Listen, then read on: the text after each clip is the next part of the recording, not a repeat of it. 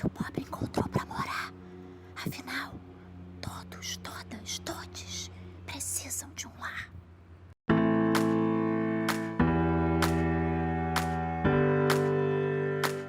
O Museu das Emoções ele é um projeto que teve início dia 18 de maio de 2016, né, com a inauguração do museu, Dia Internacional dos Museus. A museologia social é uma museologia de resistência, né? E o Museu das Emoções é exatamente isso. É um museu que nasce a partir dos escombros, a partir de uma resistência histórica da Vila Autódromo. De quase 700 famílias, ficamos 20. Eu fico muito contente que esse material que eu registrei, fotos, vídeos, esteja hoje servindo ao Museu das Emoções e a outros trabalhos acadêmicos, outras mídias que também nos visitam aqui. Hoje nós temos algumas páginas, né? A gente já tinha o Facebook, e aí quando completou 2 anos nós inauguramos o site do Museu das Emoções. Ali nós conseguimos reunir um arquivo digital muito importante, né? Porque nós temos ali reunido processos judiciais, teses de doutorado, de mestrado, de graduação. Nós temos ali também um acervo que inclui vídeos, matérias. E o Museu das Emoções, com os eventos culturais que têm acontecido aqui, com as matérias, isso vem sempre colocando na mídia que a Vila Autódromo existe, resiste e que ainda está aqui, ainda lutando. Nós tivemos uma outra iniciativa que para a gente foi muito importante, que foi a inauguração do nosso percurso, o percurso expositivo do Museu das Emoções. Então nós temos alguns pontos hoje com placas que fazem menção a espaços, a pessoas que moraram, que foram muito importantes dentro desse processo de luta. Através do Museu das Emoções, tem trazido pessoas, não só do Brasil, mas também do mundo inteiro para cá, para conhecer a nossa história. É um exemplo que pode ser tirado daqui para outras comunidades ao redor do mundo que sofrem com o mesmo problema de especulação imobiliária, de gentrificação, né? Como essas pessoas conseguiram vencer o poder público de determinada maneira, o poder privado também, e a gente poder contar essa história de resistência, a gente poder contar essa memória é muito, muito gratificante. Talvez esse seja o objetivo ainda maior do Museu das Emoções, que é servir como uma ferramenta de luta para ajudar outras comunidades, outras populações que estejam passando por remoção ou por ameaça de remoção. Olá a todos, meu nome é Isabelle Barreto, eu sou mestranda em mídias criativas da Escola de Comunicação da Universidade Federal do Rio de Janeiro. Estamos hoje aqui no Festival Imaginações. Vamos começar uma espiral de conversa com a Dona Penha, que ela faz parte ela é uma das cofundadoras do Museu das Emoções, é uma moradora da comunidade da Vila Autódromo e sua luta é pelo direito à moradia e à cidade. Essa espiral de conversa faz parte é uma das ações da Galeria Heterotopias, uma galeria que está tendo várias espirais de conversa, né? Convidamos vocês, depois de assistir a espiral de conversa com a Dona Maria da Penha, a visitar a Galeria Heterotopias e conhecer um pouco mais sobre o Museu das Emoções, que ele vai estar exposto lá, juntamente com outros expositores convidados. Estamos aqui com a Mônica Clens, minha colega de mestrado nas mídias criativas, Francisco Procópio, que é o nosso assistente técnico, e a Dona Maria da Penha. Bem-vindo a todos e vamos ter uma boa espiral de conversa. Oi, Maria da Penha. Eu, antes de fazer a primeira pergunta para Maria da Penha, eu queria fazer um parêntese e dizer como é que eu conheci a Maria da Penha. Nós tivemos 3 encontros fortuitos em 2018, um na virada política, um na Primavera dos Museus e um terceiro foi um piquenique que nós fizemos, onde a gente criou as cartografias afetivas no Jardim do Museu da República. E, através da Maria da Penha, eu fiquei conhecendo sobre a nova museologia, que era um termo estranho para mim. Então, no primeiro encontro com ela, foi o que me pareceu mais estranho, foi a nova museologia, eu fui estudar um pouquinho melhor. No segundo encontro com a Maria da Penha, E entendendo já o que era a nova museologia, já o que era o Museu das Emoções, eu comecei a me dedicar ao estudo das emoções que aconteceram na cidade do Rio de Janeiro. E daí o desejo de fazer um projeto, que é o Museu de Mundo Estilhaçado, que se relaciona com essas emoções. Então, eu queria te agradecer muito, Maria da Penha, por esse convívio que a gente teve nessas 3 ocasiões, que me permitiu conhecer um pouquinho mais sobre a nossa história, né, e sobre os problemas que a cidade apresenta. Então, a minha primeira pergunta para você é que você falasse um pouquinho para os nossos espectadores como é que foi a remoção da Vila Autódromo, né? E não só a remoção da Vila Autódromo, mas eu sei também que tinham muitos moradores da Vila Autódromo que estavam sendo reassentados de outras emoções também. Então, se você pudesse falar um pouquinho disso. Sim. Eu vou fazer uma pequena apresentação rápida para a gente entender, porque não tem como falar do Museu das Emoções sem falar da história da Vila Autódromo, né? Meu nome é Maria da Penha Macena, sou moradora da comunidade da Vila Autódromo há 27 anos, sou nordestina, nasci na Paraíba, tenho 56 anos. A minha história começa na Vila Autódromo com o sonho de ter uma casa de verdade. Quando eu falo uma moradia digna, porque muitas das vezes as pessoas falam muito em moradia digna. E o que é uma moradia digna? Na minha opinião, moradia digna é quando você tem uma casa que te comporta bem, com espaço, com quintal, e ao seu redor você tem uma estrutura escolar, estrutura médica, transporte, educação, enfim. A moradia não é só a casa, a moradia é a casa e o entorno dessa moradia, né? E também a questão da cidade, né? A moradia também a gente faz parte da cidade, então tem que estar tudo num conjunto. Eu saí da Paraíba com 7 anos de idade e vim morar no Rio de Janeiro, na favela da Rocinha. E na Paraíba eu tinha essa casa, com espaço, com tudo, só que eu tinha dificuldade de não ter comida. Eu costumo dizer que na Paraíba eu tinha casa e no Rio de Janeiro eu tinha comida, mas não tinha casa. Lá eu tinha casa, mas não tinha comida. E aqui no Rio eu tinha casa, tinha comida, mas não tinha casa. Eu sou filha de uma mulher, mãe solteira, totalmente analfabeta, que veio para o Rio de Janeiro tentar uma vida melhor, para dar o melhor para os seus filhos. E o melhor que ela me deu foi o que ela pôde comprar um barraco na Rocinha e me trazer para morar junto, para me dar escola, enfim. O meu sonho sempre foi sair da Rocinha. Não é porque era uma favela, é porque não tinha espaço, e aquilo me incomodava. E aos meus 27 anos, eu construí a minha primeira casa na Rocinha, era um barraco, depois nós construímos junto uma casa, depois eu casei, construí minha própria família, construí outro barraco, outra casinha, mas aquilo não me realizava, eu não conseguia me sentir confortável, porque eu achava que eu não morava, eu achava que eu me escondia. E isso me incomodava muito. Eu queria que a minha filha tivesse uma vida melhor, uma moradia de verdade, onde ela pudesse ter espaço, planta, um animal, enfim, que isso faz parte do nosso dia a dia, né? Do nosso cotidiano, ter espaço. E eu vim junto com a minha sogra também teve câncer, enfim, uma história muito longa que eu não vou entrar nesses detalhes, não demora muito, mas enfim. E em 94 a gente consegue vender as nossas casas e eu comecei a procurar um outro espaço para comprar. E aqui na Vila Autódromo eu vim através de um anúncio de jornal dizendo que era legalizado. Eu nunca tinha saído da Rocinha, me criei trabalhando dentro da Rocinha. Eu estudei muito pouco e eu não tinha noção de que era uma casa legalizada. Aí disseram que tinha um documento, me mostraram um documento com o nome Meu Pé do Chão, que era uma concessão de uso, mas nem eu e nem meu marido sabíamos o que era uma concessão de uso. Nós não tínhamos a menor ideia.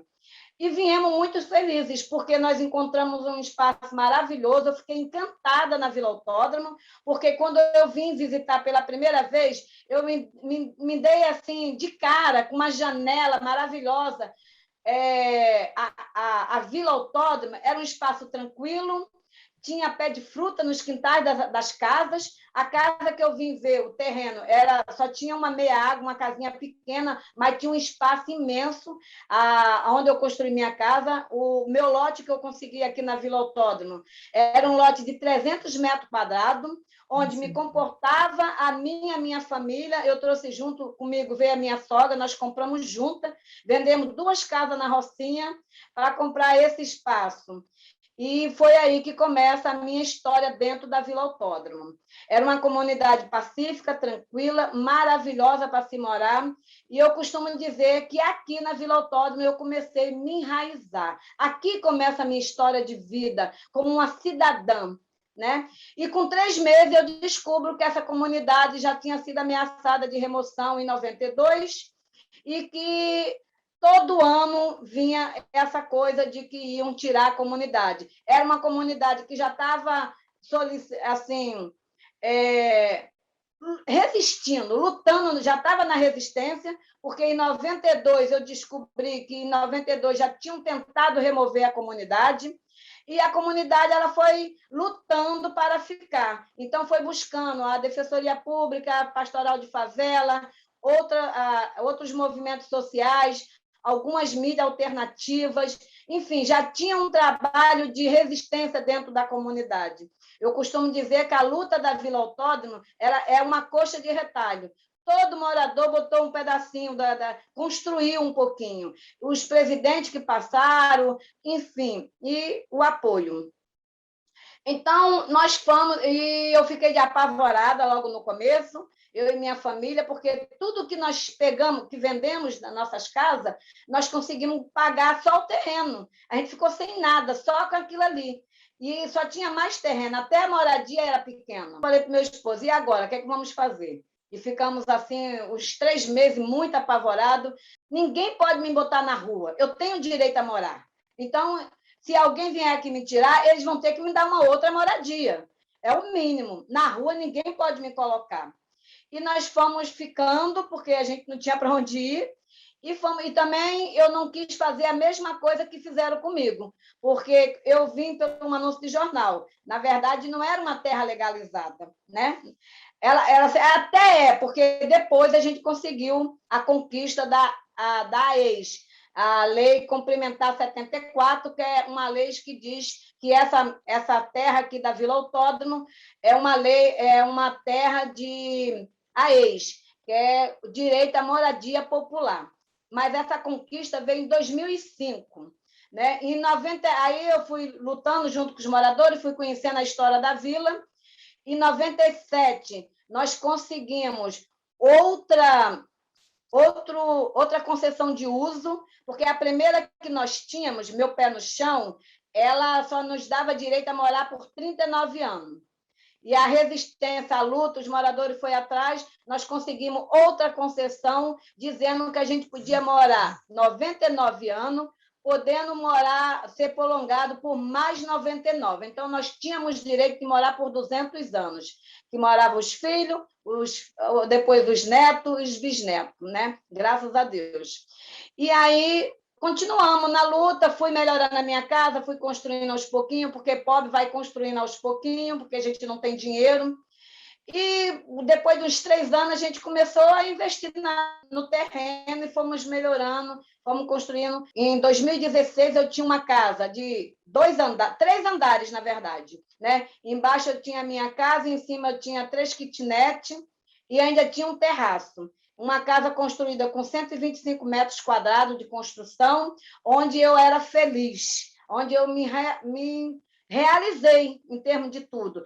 E no nosso quintal nós tínhamos pé de abacate, pé de acerola, pé de manga, pé de coco, pé de goiaba, enfim, tivemos pé de banana. Era uma casa maravilhosa, onde eu construía, onde eu me casei no terreno, nesse mesmo espaço, porque a nossa capela da igreja aqui da vila não tinha capela, só tinha um terreno, e no meu casamento eu casei na minha garagem. Então, a minha casa era preciosa para mim. Aí, em 97, essa concessão. Aí, em 2005, com a chegada da preparação da cidade para o Pan-Americano, veio uma forte ameaça de novo, dizendo que ia nos dar.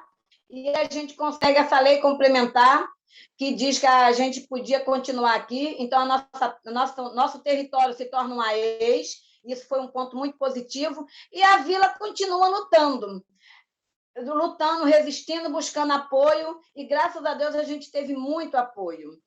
Eu começo a minha história, e o Museu das Emoções ele começa em 2013, né? Quando começa, aí depois de 2005, aí 2007 veio o PAN, a gente consegue ficar, não fomos removidos. Aí, em 2010, começa de novo outra grande ameaça por causa da Copa. Aí, mas nós conseguimos reagir. Nesse intervalo, né, em 2010, o prefeito já era Eduardo Paes, e ele faz um desafio, o representante da comunidade, seu Altair, que era o presidente da associação, foi chamado lá pelo prefeito para fazer, ele queria retirar a comunidade e tal, e ninguém queria sair daqui, porque todos, é uma grande família, a comunidade Vila Autódromo foi sendo construída, né, com outros moradores de outras comunidades, com os pescadores, que ela foi fundada com os pescadores, e depois foi aumentando com os trabalhadores do Autódromo de Jacarepaguá, e veio também 2 assentamentos de outras comunidades para dentro da Vila Autódromo. Foi quando a gente conseguiu a concessão de uso de 97, né, que foi aumentando a comunidade. Quando eu cheguei aqui era bem pequeno e foi acrescendo. Então, em 2010, o prefeito disse para o presidente se ele conseguisse provar, porque uma das coisas que diziam que não dava para a gente ficar aqui é porque não dava para ser urbanizada a comunidade, que ia ficar baixo, ia não sei o quê, e não dava. E a gente, aqui era uma comunidade de trabalhadores, e muitos trabalhavam em obra, e diziam, não, aqui tem como ser urbanizado. O próprio Altair era trabalhador de obra e sabia que dava para urbanizar. E aí o prefeito lança um desafio, se ele conseguisse provar, documentado, que a gente conseguia ser urbanizado, que ele urbanizaria. E aí nós começamos já a correr atrás, a comunidade sempre foi muito ativa, a professora Inalva, na época, começou o movimento também do Comitê Popular da Copas e Olimpíadas, que aí a gente começou a participar, a Inalva começou a participar das reuniões, e de lá veio a proposta, conseguimos, né, 2 universidades, a UFRJ e a UF, para fazer o Plano Popular da Vila Autódromo. Começa aí a nossa história de resistência maior, ficar mais forte, mais resistente. Em 2012, a gente já estava com esse plano pronto, foi um plano maravilhoso, onde nós conseguimos trabalhar universidade, alunos, professores e comunidade, todo mundo junto. Foi um plano coletivo, que nós aprendemos muito e criamos muitos laços, e foi assim, maravilhoso para a gente. Ele não foi implementado na comunidade, mas serviu muito e serve até hoje como ferramenta de luta para a gente resistir e ficar nesse espaço.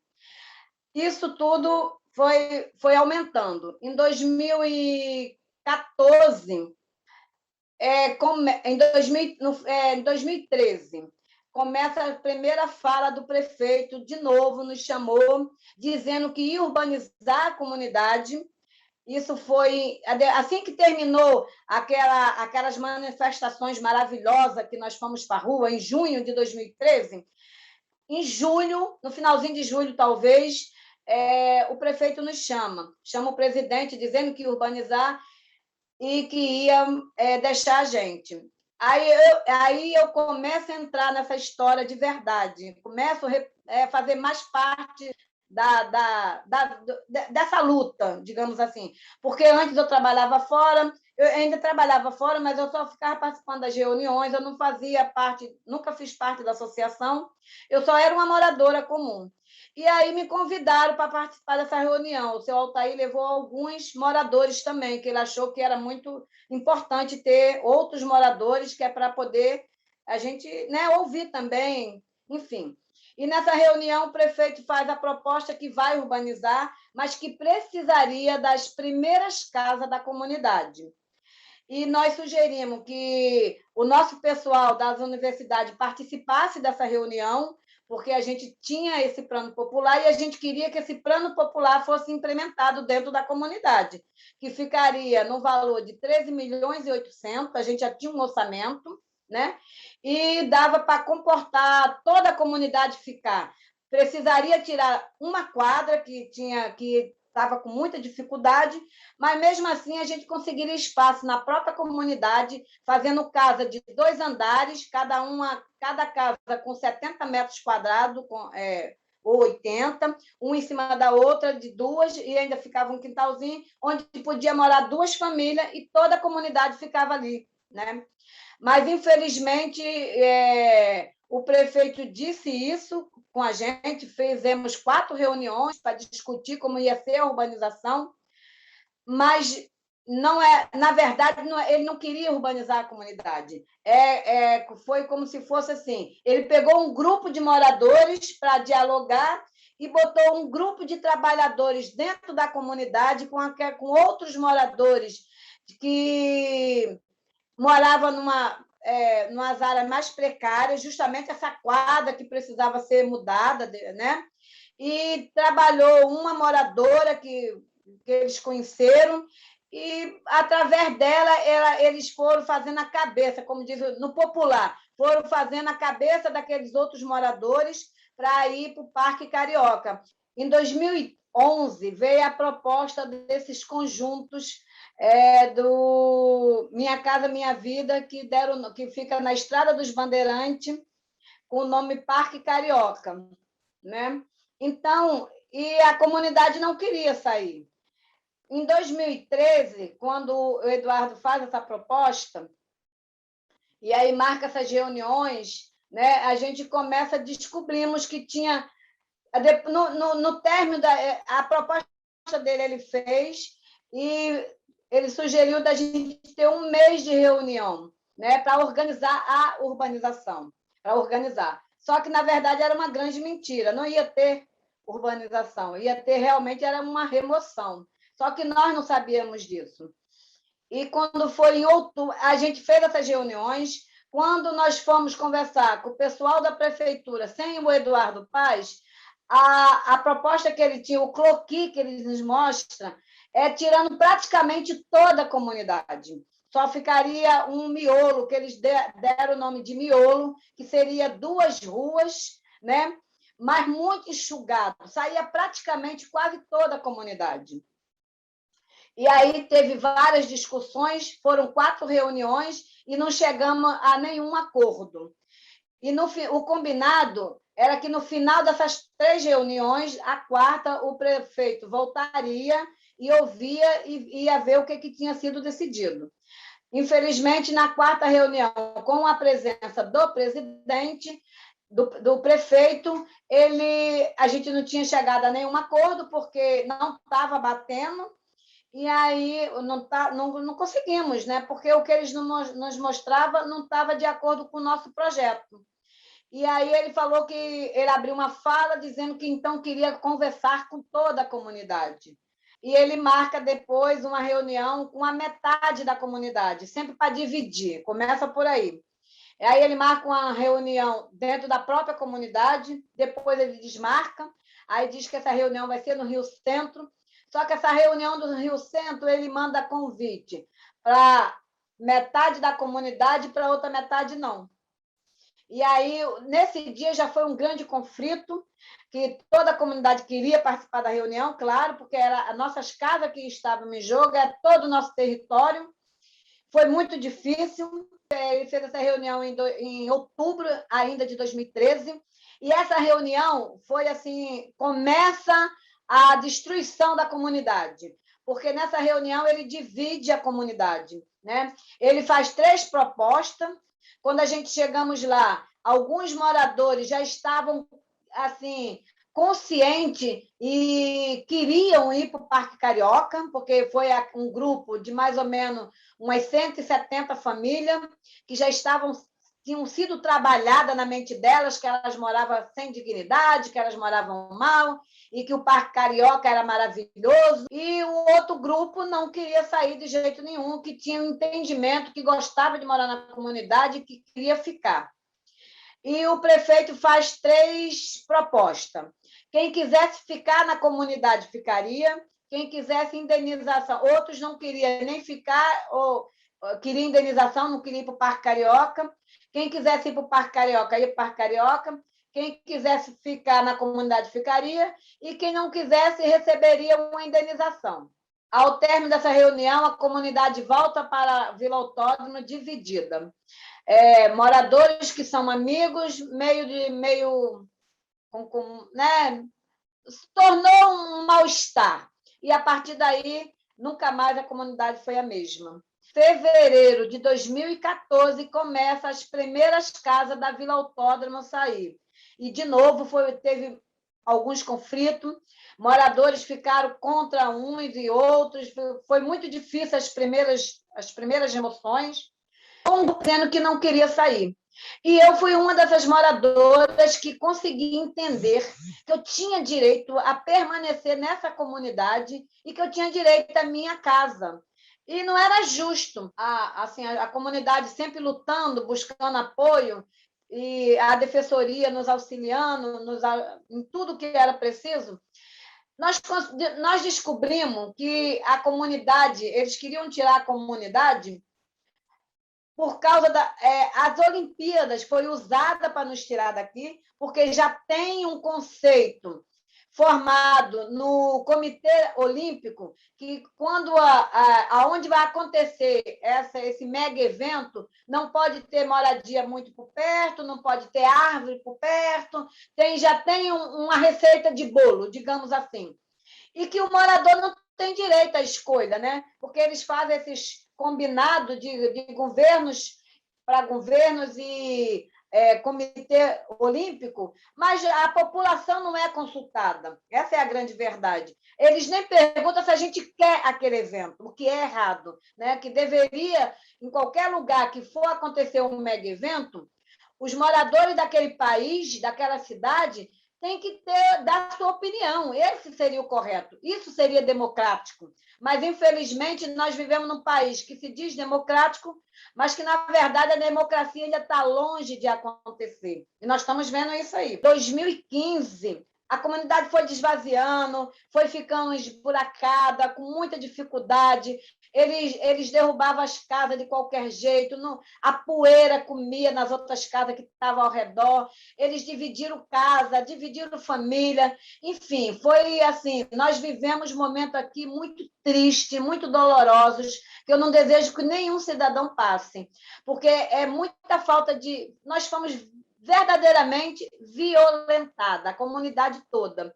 Os nossos idosos não queriam sair, sofreram muito, depois que foram embora, a maioria morreram. E a violentação em todos os sentidos, porque eles derrubavam de qualquer jeito, deixavam fios eletrizados, canos de água estourados, a gente ficava sem água, não molhava aquela demolição, então era poeira para todos os lados, muito difícil. Muita gente da prefeitura falando que não ia ficar ninguém, que a gente ia perder tudo, enfim, era terror psicológico, terror de todas as maneiras. Quando eles não conseguem mais levar ninguém, eles viram que esgotou, quem foi, quem não foi, não vai, eles entraram com um decreto, botaram 58 casas num decreto. Esse decreto é um decreto de 1941, muito antigo, que a nossa instituição deveria rever, porque eles colocam a casa, eles tiram a moradia para um bem público, né? Esse decreto dá direito aos governos tirar a sua moradia para um bem público. E foi isso que eles fizeram, disseram que ia ter um bem público aqui. E nós indagamos, pedimos, cadê o projeto desse bem público, o que é que vai ser? E aí eles mentiram, falaram que era uma via, falaram que era não sei o quê. Eles tiraram 140 famílias de uma rua chamada Rua Beira Rio, com o discurso dizendo que ia ser a passarela para passar, né, o pessoal para vir para o Parque Olímpico. E a passarela, fizeram uma passarela, mas não no espaço que eles falaram. Um espaço, não precisaria tirar 140 famílias, poderia ter sido menos. Por exemplo, a encanação do rio, que é um valão, na verdade, hoje em dia, era um rio há 40 anos atrás. Hoje é um valão.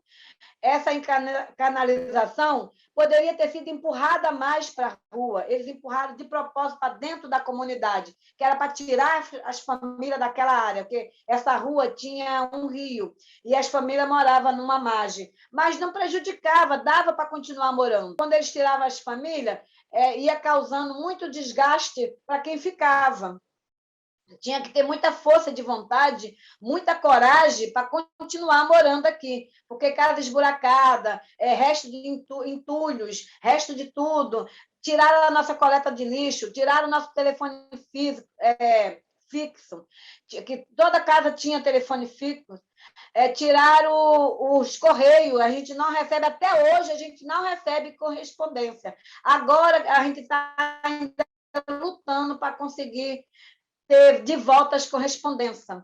Enfim, fomos violentados literalmente em todos os sentidos e pelas 3 esferas da política, e a gente também acha pelo judiciário, porque os juízes, eles davam a liminar para tirar a tua casa, ele não te consulta, ele não te ouve. Aonde é que está sendo meu direito respeitado? Mesmo a defensoria dizendo que a gente tinha esse direito, o juiz assinava lá a liminar. Então, eu acho também que o judiciário foi conivente com isso também. Então, enfim, é muita dificuldade. Em 2015, junho de 2015, teve uma ação muito forte dentro da comunidade, onde vieram tirar uma família composta, essa família era composta de um idoso, 2 crianças e um casal. E eles vieram tirar essa família sem... ela estava no decreto, mas eles não falaram para a família que ia retirar naquele dia. Eles já chegaram com os caminhões, já chegaram com a polícia, com guarda municipal, com todo o aparato para tirar aquela família. Eles iam levar os pertences da família para um depósito e a família ia ficar literalmente no meio da rua, porque eles não tinham recebido indenização e nem aviso que tinha que sair da casa. A comunidade já estava bastante vazia, já tinha saído muita gente, e aí a gente chega um oficial de justiça na faixa de 8h30 da manhã, no dia 3 de junho, e dizendo que ia tirar essa família. Aí a gente começou a ver aquele movimento, os moradores começaram, porque aqui ficou tropa de choque nos comércios, tentaram fechar os comércios, que era para poder enfraquecer a luta da gente, enfim. Eles usaram tudo que eles puderam para nos derrotar e para nos violentar.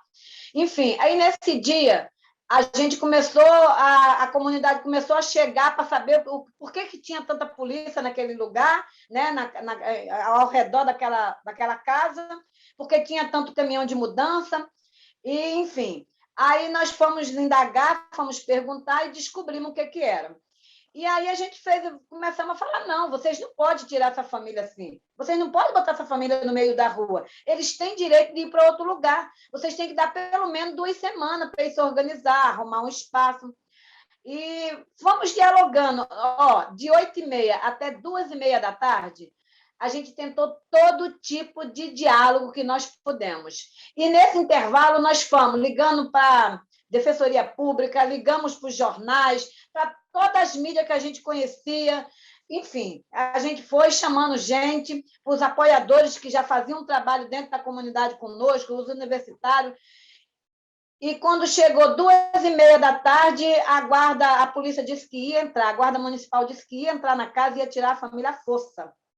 E aí a comunidade se fechou, fizemos um cordão humano, ficamos na frente da casa, o padre da comunidade também chegou, botou o carro dele na frente da casa e nós ficamos na frente do carro. E falamos, não, vocês não vão tirar essa família daqui, porque elas têm direito de permanecer aqui e à força elas não vão sair. E aí a gente fez aquele cordão, a guarda começou a nos empurrar, ficou aquele jogo de empurra, né? Quando ele viu que a gente não ia se separar, eles começaram a nos bater de cacetete. E aí eu fui uma das primeiras a ser machucada, quebraram o meu nariz, quebraram a cabeça do Seu Brasil. E aí começou uma grande confusão, um grande conflito. Eles começaram a dar tiro de borracha, e aí os moradores também começaram a jogar pedra, aí virou assim, mas nós tínhamos mídias aqui, começou a sair nos jornais, foi ao vivo no mesmo dia, uma grande confusão. Eles me bateram, quebraram meu nariz, que é assim que o nosso governo trata os moradores de favela, de comunidade, da cidade. Mas que eles quebraram, mas eu ia consertar para eles quebrar o outro lado, mas daqui eu não saía, porque aqui eu tinha direito a permanecer nesse território, e eu ia ficar aqui, eu não ia sair. Enfim, nesse dia eu cheguei em casa às 3 horas da manhã, porque depois eu fui para a delegacia, e foi um dia muito difícil. Os moradores começaram a fechar a entrada da comunidade, não deixamos mais carro nenhum passar, material de construção para o Parque Olímpico, porque eles fizeram a nossa comunidade de canteiro de obra, passava caminhões pesadíssimos, estacionamento, fizeram à frente da nossa comunidade, as casas que iam saindo, eles iam botando carro do pessoal da prefeitura, do pessoal que vinha trabalhar dentro do Parque Olímpico, no hotel. E aí a gente fechou e falou, aqui ninguém passa mais. Fizemos barricada, passamos a fazer vigília, ficava dia e noite tomando conta da comunidade. E aí os apoiadores, junto conosco, tivemos a ideia de fazer um Ocupa Cultural.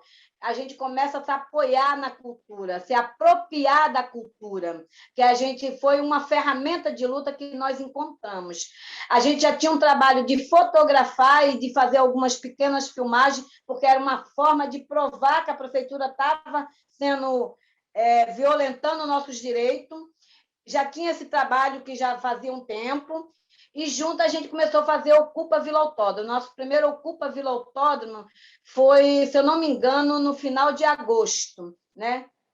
Eu acho que foi em agosto de 2015. E aí a gente começa a fazer esse trabalho, um grupo de apoiador que foi muito bom, e as mídias alternativas e as mídias de fora que vinham falar do Parque Olímpico, eles vinham na comunidade, e aí aumentou mais ainda a nossa visibilidade. O meu rosto ensanguentado saiu em todo jornal que pôde, em muitos trabalhos, e saiu para fora também, porque me perguntaram, mas eu posso divulgar a sua foto? Eu falei, pode, porque eu não apanhei à toa, eu não apanhei para ficar escondida. Ao contrário, tem que botar para fora, ver o que os nossos governantes estão fazendo com o seu povo. E aí a gente começa a criar uma coisa diferente. A comunidade, aquele grupo que ainda permanecia, continuou lutando. Mas, mesmo assim, a comunidade ainda foi saindo, porque a prefeitura começou a investir mais dinheiro, passou a dar apartamento e indenização junto, que antes era uma coisa única. Aí, a partir daí, da resistência da gente, eles começam a fazer a pressão de dar... Não, eu pago... Só para vocês terem uma ideia, tinha aqui... A maioria dos lotes eram grandes, então morava 4, 5, 6 famílias, porque as famílias iam casando, vinha um do outro lugar, ia crescendo, ia fazendo outra casinha, enfim. No único terreno, tinha às vezes 6 casas, 6 moradias. E tinha aquelas famílias que diziam que não queria sair, de jeito nenhum. E eu fui uma delas, que a minha casa, por exemplo, eles mediram a minha casa por fora, que eu não deixei ninguém entrar, e botaram um valor de 2.400 no Diário Oficial, dizendo que a minha casa valia aquele valor. E eu não fui nem lá, porque eu não queria vender minha casa, eu não queria sair da comunidade, porque eu compreendi que eu tinha direito a esse território, a minha moradia e a cidade. E era um direito que não tem preço, porque a gente tem que ter essa... Muitas das vezes as pessoas falavam assim, a senhora é doida, não quer 2 milhões... Mas qual é o meu valor da minha história? Qual o preço da minha história? Qual o preço da minha casa que eu construí com muita dificuldade? Qual é o preço da minha felicidade? Não tem preço. Então, eu não quis. E falei, não vou sair daqui por dinheiro nenhum, porque eu não queria dinheiro. Eu queria ser respeitada. Eu queria que meus direitos, como uma cidadã que trabalha nesse país, que ajuda a construir esse país, respeitado. Era isso que eu queria. E, graças a Deus, eu consegui ser respeitada.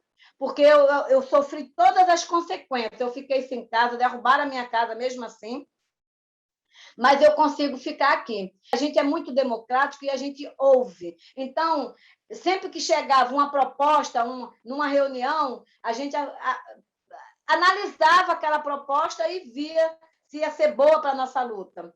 E no finalzinho de 2015, Tainã de Medeiros, um museólogo que é do Complexo do Alemão, ele vem nos visitar e faz essa proposta de um museu. A primeira instante, ele fala tudo, explica um pouco, tal, mas a gente não tinha entendido. E eu falo por mim, eu pensei assim, mas como ele vai fazer? Ele foi embora, tá? E deixou a proposta. E a gente eu pensei, um museu? Mas museu, como é que a gente vai fazer um museu se está todo mundo indo embora, se está sendo tudo destruído? Como é que a gente vai construir um museu? Na minha mente, eu não tinha muito conhecimento, não sabia nem o que era museologia social.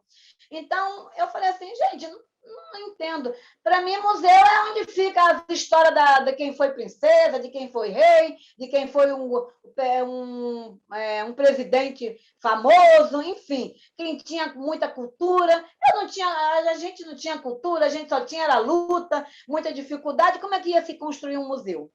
Outra visita de uma professora da Universidade da Anhanguera, Diana Bogado. Ela veio também visitar a nossa comunidade, porque ela estava fazendo um trabalho com a turma dela e achou interessante vir aqui. E ela veio fazer também uma proposta que queria somar na nossa luta, ela é ativista, enfim. E aí a gente conversou tal e ela fez uma proposta da gente revitalizar o parquinho das crianças, que estava muito desgastado, todo feio, né? Porque com a remoção não tinha nem como a gente pensar em parque. Mas nós tínhamos um parque na comunidade, feito pelos próprios moradores. Era uma forma também de cultura, né? De dar vida. A gente continuou programando os ocupas culturais, com oficina de perna de pau, oficina de fotografia, literatura, enfim, tudo que vinha era bem-vindo. E a gente foi se fortificando e virando esse espaço cultural, ele se tornou uma ferramenta de luta, porque nos trazia também um pouco de alegria, porque a gente estava muito desgastado, a gente sofria muito, porque todo dia a gente perdia alguém querido, perdia uma moradia, enfim, era muito difícil viver num lugar que estava parecendo um país que estava em guerra. A gente ficou aqui no espaço parecendo um pós-guerra, era muito difícil. E esses festivais de cultura nos auxiliavam muito com música, com alegria. Os moradores faziam barraquinha, faziam comidinha, vendia. Era uma forma também da gente se tomar um fôlego, né? E esse momento que a gente tinha dentro da comunidade era muito valorosa essa cultura dentro da comunidade, porque vinha outros apoiadores, outras pessoas, e a gente ficava, né, ocupava aquele espaço de verdade. Enfim. E aí a Diana, nesse movimento, né, a gente marcava reunião, porque não era uma coisa assim muito rápida, a gente marcava reunião, ela trouxe a turma dela, e num desses encontros, o Tainã estava também, ele voltou de novo à comunidade. Né? Se eu não me engano, foi no dia da revitalização. E aí ficou lindo o parquinho, maravilhoso, ficou muito bom. E a gente fazia uma reunião para conversar, para dialogar. E aí, de novo, a gente fala do museu. E aí a Diana e todos nós começamos, como a gente vai fazer esse museu, aí ele desenvolve melhor, explica melhor que é um museu de território, é um museu que é para poder fortalecer a luta, para ocupar esses espaços. E a museologia social é diferente, e começa a explicar, a gente começa a entender e a gente se apaixona pelo museu.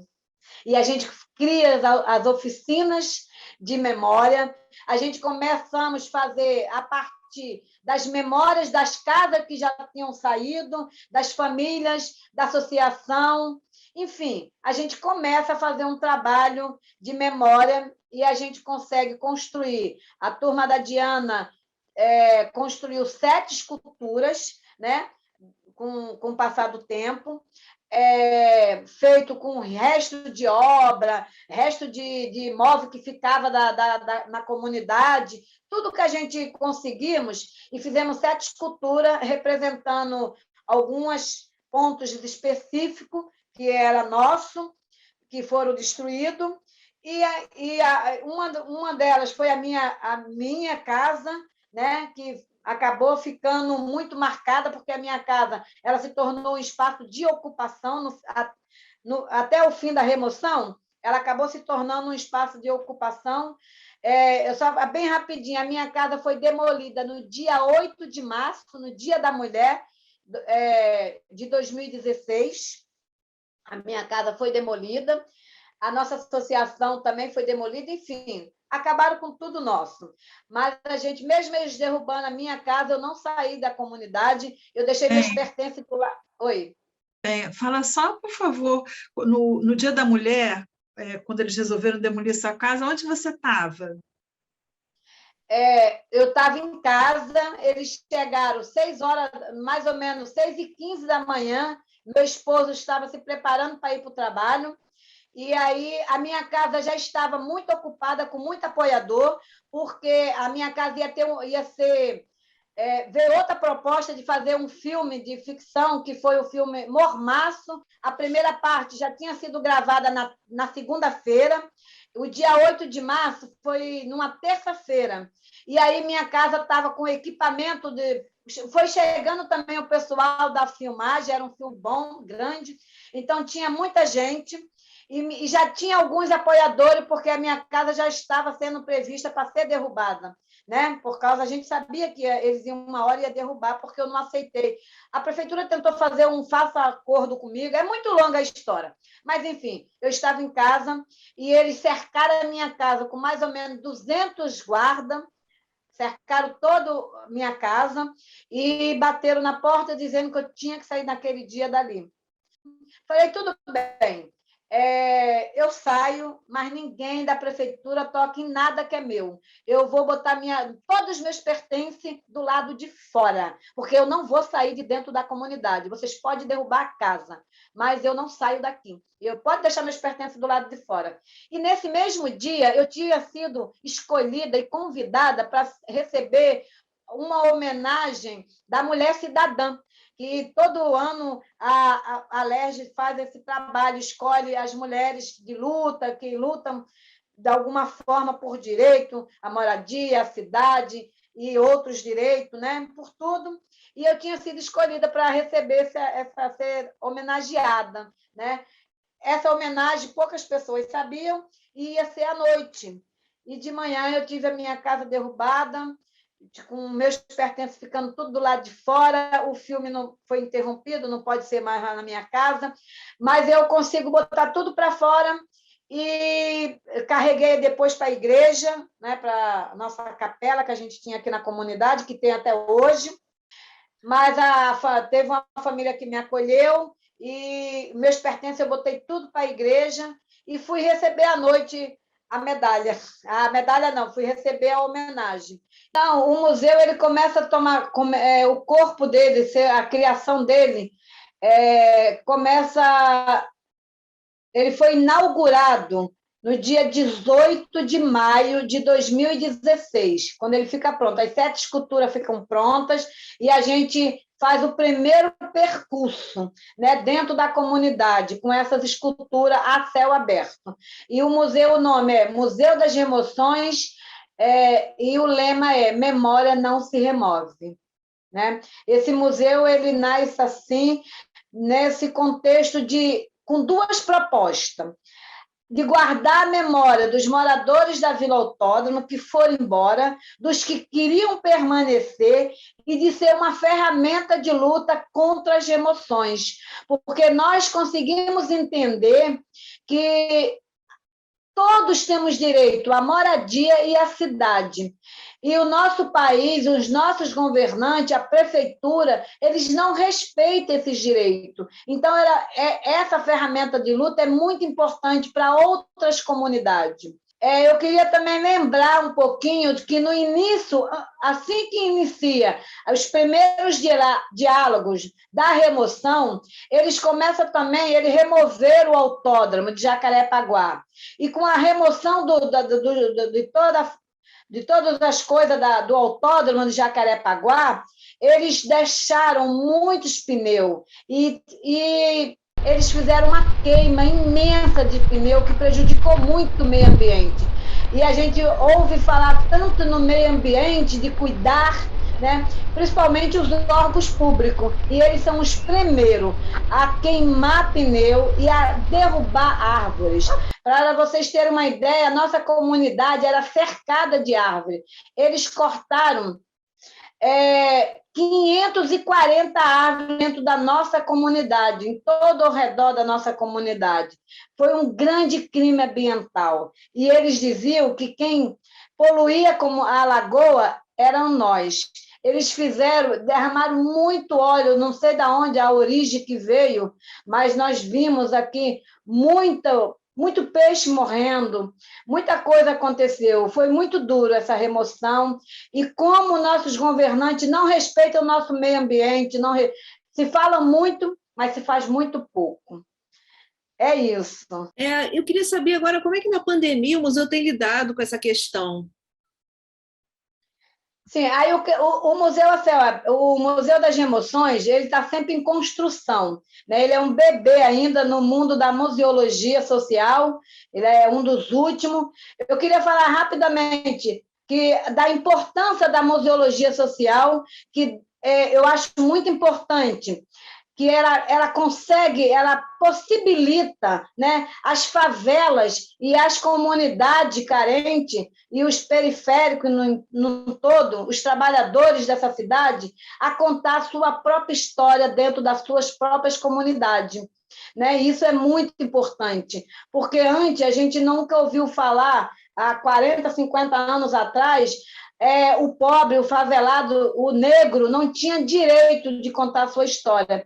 E essa museologia possibilita isso é muito bom. No período pandêmico, nós aqui do Museu das Emoções, nós paramos de receber visita, claro, porque por causa da pandemia, mas a gente faz um trabalho, uma ação de lives, nós colocamos nós já temos um site, então nós temos o Face, temos o Instagram, então a gente faz live, nós fizemos o percurso expositivo que nós já temos e colocamos também, fomos pontuando todo o percurso narrado pelos moradores, ficou um trabalho muito bacana. O nosso museu ele é construído no coletivo, é apoiador e morador da comunidade, nós temos uma rede, né? Fazemos parte da rede Favela, da rede Favela Sustentável também. Enfim, a gente está sempre em construção e agora a gente estamos fazendo live, convidamos, nesse período pandêmico, tem muitas comunidades ainda sendo removidas, que é um absurdo. E nós estamos fazendo live com algumas comunidades que estão sendo ameaçadas de remoção para apoiar, para fortificar e para dizer que eles têm que continuar lutando porque eles têm que ser respeitados. Fala um pouquinho da parte internacional do Museu das Emoções. Eu sei que vocês já estiveram na ONU, eu sei que já teve reportagem por conta das Olimpíadas no Japão também. Fala um pouquinho dessa parte internacional. Nós conseguimos uma grande visibilidade desde o início da luta. Então, o Museu das Emoções ele já está na Espanha, ele já teve em exposição. A gente já teve várias exposições e nós também fazemos um trabalho de mandar vídeo para as comunidades que estão sendo ameaçadas por causa das Olimpíadas. Em Tóquio, por exemplo, teve o conjunto Misaoka, que foi totalmente removido, por causa das Olimpíadas, e nós fizemos um trabalho, mandamos 2 vídeos, apoio a essa comunidade, para dizer que eles não podiam fazer isso. Agora, recente, nós, antes das Olimpíadas, faltando uma semana, nós fizemos uma live com uma representante dessas comunidades, e foi uma experiência muito bacana, apesar de ele já ter sido removido, mas a gente continua denunciando que isso está errado, porque o trabalho do Museu das Emoções é denunciar e dizer, está errado, o cidadão daquele país tem que ser respeitado, as moradias têm que ser respeitadas. E que legado é esse? Deveria deixar legado de verdade para o povo, para as crianças carentes, para as crianças de favela. Aqui no Rio, as Olimpíadas podia ter sido um trabalho, a comunidade Vila Autódromo poderia ter sido um legado muito bacana das Olimpíadas. Infelizmente, não foi. Ele foi um legado. O Museu das Emoções é o legado das emoções, da tristeza que foi causada pelas Olimpíadas. Então, a gente chega à conclusão que o nosso Museu das Emoções é um legado, mas é um legado de muita tristeza, né? Entre aspas, a gente teve a vitória de ficar 20 famílias. Nós éramos 700 famílias e só ficamos 20. Mas essas 20 comeram o pão que o diabo amassou, no dito popular, para poder continuar morando aqui. Então, que legado é esse que as Olimpíadas deixam, né? Então, é muito difícil, é muito doloroso para o povo, porque, na verdade, o legado só fica para a minoria. E atualmente estão sendo assegurados os direitos como cidadão dos moradores da Vila Autódromo? Como é que está a situação? Sim, estão sendo segurados porque nós estamos aqui e nós cobramos que sejamos respeitados. Mas a prefeitura até hoje não deu nossa concessão de uso, por exemplo. Nós temos um acordo extrajudicial onde a concessão de uso desse território, dessas 20 famílias, dessas 20 casas, é no coletivo. Ficou de ser distribuído, cada um tem a sua concessão, mas até hoje a prefeitura não nos deu. E nem fez a segunda parte da obra, que nós temos um acordo onde eles fariam uma quadra, uma associação e um espaço cultural e uma praça. E até hoje nada foi feito. 5 anos se passaram e nada foi feito. Ah, tá, você tinha me perguntado dos containers, né, que nós ficamos morando. Porque quando a gente consegue fechar esse acordo em maio de 2016, em março a gente consegue fechar o acordo com a prefeitura. Eles iam construir, eram mais casas, mas de março até maio ainda saiu bastante família. Então, só ficamos 20 casas. E a gente fez um acordo onde eles faziam as 20 casas, urbanizariam uma rua, mas nesse acordo eles queriam que a gente saísse da comunidade, né? Eles queriam derrubar todas as casas que tinha e queria que a gente fosse emprestado para o Parque Carioca, para os apartamentos lá, e depois que as casas tivessem construídas, a gente voltaria. Só que nós não acreditávamos nisso. A gente sabia que se a gente saísse desse território, a gente não voltava nunca mais. Porque ele poderia muito bem levar para o juiz e dizer, eles estão morando, eles não estão na rua. Então, e a gente ia perder o direito de verdade de ficar nesse território. E essas 20 famílias falou que não saía daqui de jeito nenhum. A gente morava, fazia um barracão, ficava todo mundo nos barracos, mas não saía daqui enquanto as casas não estivessem prontas. E aí eles já faltavam 2 meses para as Olimpíadas. Aqui estava horrível o espaço da Vila Autódromo, todo destruído. As casas, a gente estava parecendo um bolo suíço, um queijo suíço. A mídia de fora, principalmente, ficava feio mostrar a gente dentro dos barracos. E aí eles resolveram colocar container. A gente fizemos assim. Quem estava nas casas, na outra rua, que podia continuar nas casas, os moradores ficaram. E as famílias que já não tinham casa, que era o meu caso, eu já tinha perdido a minha casa, e outras famílias que a rua ia ser urbanizada, não podia ficar as casas, ficaram nos containers. Então, nós ficamos morando nos containers, 9 famílias, moramos por faixa de quase 3 meses nos containers. Então, além de você não ter ainda, dos direitos que vocês deveriam ter, que vocês não têm ainda, é a concessão de terra, não é isso? A concessão da casa individual, não é Individual isso? a gente não tem, a gente tem no coletivo. Coletivo. Então, você não tem individual, vocês ainda não têm o carteiro indo em casa, não é isso? Não temos. Ainda as nossas correspondências ainda não são entregues nas casas. E a gente já brigou, já reclamou, e até hoje. Falaram que a prefeitura tinha dado a ordem que aqui não precisava mais. E no hotel eles recebem. A gente mora do lado do hotel, um hotel imenso que foi construído no período das Olimpíadas, de uma rede muito conhecida. E a gente até hoje não tem direito à correspondência e nem a segunda parte da obra também, que era para ser feita. Nem o habite eles deram. E a telefonia, Penha, o telefone fixo? Também não temos, até hoje não temos. Não vou ter mais. O que eles deram foi esgoto e água encanada. Isso. E o incrível é que aqui foi feito toda a rede de telefonia. Nós sabemos disso. A rede passa aqui na nossa porta, os cabos todos da Oi passam aqui. Mas nós não temos nenhum telefone fixo. Nem a internet boa aqui não entra. Eu gostaria de fazer um comentário que eu acho muito importante. Nós estamos... A cidade do Rio de Janeiro, o plano diretor está sendo revisto, né? Que de 10 em 10 anos é revisto. E hoje eu fiquei sabendo que eles querem acabar com o direito das leis, principalmente as ex, que é uma lei que dá direito às comunidades permanecer. Está tirando o direito que foram construídos com muita dificuldade. E cada dia que passa, eles estão querendo acabar com a nossa democracia, com os direitos que foram conquistados.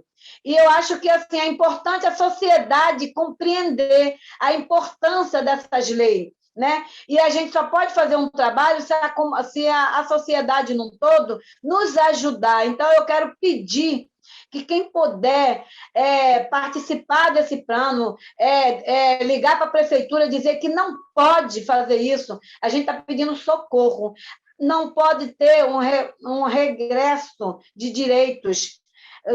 A gente luta muito para ser democrático, a gente luta muito para ter o direito à moradia e à cidade. E quando a gente conquista esses direitos, debaixo da porrada, que é assim que acontece, né? Eles querem tirar esse direito. E agora eles estão querendo tirar as ex. E eu peço, quem puder nos ajudar, nos ajude, dizendo para o plano diretor que essas leis têm que continuar no estatuto da cidade.